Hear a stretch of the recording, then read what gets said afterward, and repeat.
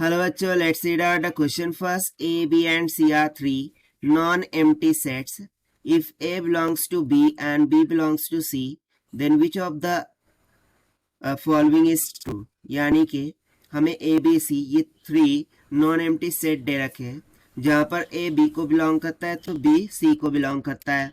सो हमें find out करना है right option out of this given 4. So start करते हैं सोल्यूशन से.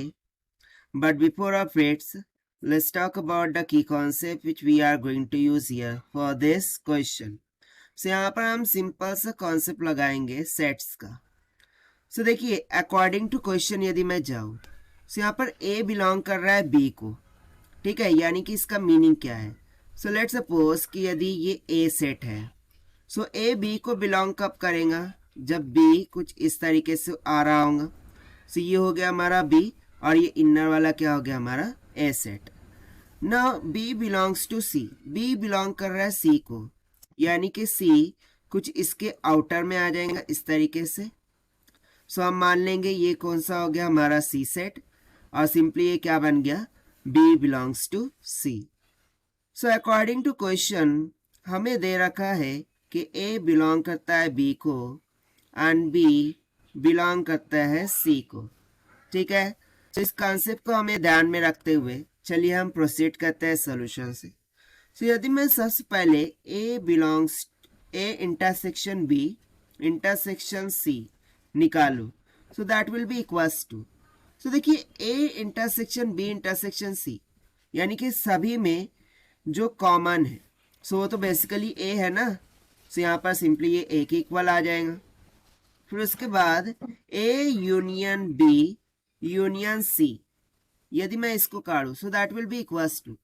सो यूनियन बोले तो सबसे बड़ा आउटर सेल. सो आउटर क्या है outer set is C here.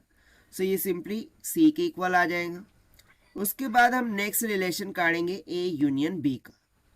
सो देखिए A यूनियन B यदि मैं काटूं A का B के साथ यूनियन. सो यूनियन में क्या होता है कि ये जो B सेट है ये पूरा वाला आ जाएगा, ये पूरा की पूरा क्या हो जाएगा कवर हो जाएगा, यानी कि A union B will be equals to क्या हो जाएगा B के इक्वल.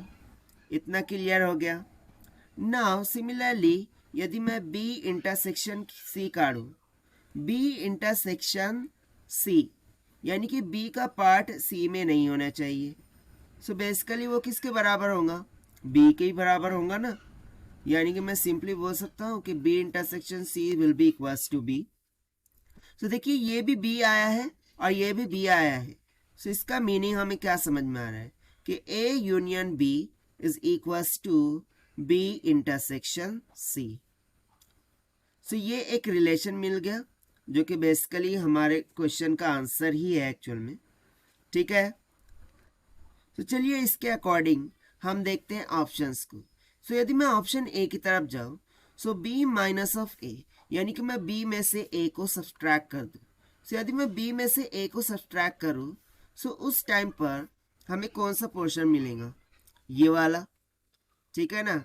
B माइनस A करूँ तो B माइनस A, और यदि C माइनस B करूँ C में से B को सब्सट्रैक्ट करूँ सो ये वाला पोर्शन मुझे मिलेगा. सो क्या ये दो पोर्शन इक्वल है? नहीं. That is why option A incorrect हो गया. ना A intersection B intersection C B दे रहा है. सो A intersection B intersection C हमारा A निकल के आ रहा है, ये ऑप्शन भी रॉन्ग हो गया. A union B equals to B intersection C. So A union B equals to B intersection C. So यहाँ से जो ऑप्शन C है this will be the correct answer for our question. ना option D भी check out कर लेते हैं एक बार. A union B union C is equals to A.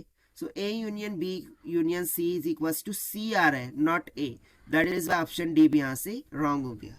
So only option C will become correct answer for this question which we have solved by using the concept of sets. So this is the required solution. I hope you understood it well. Best of luck. Thank you.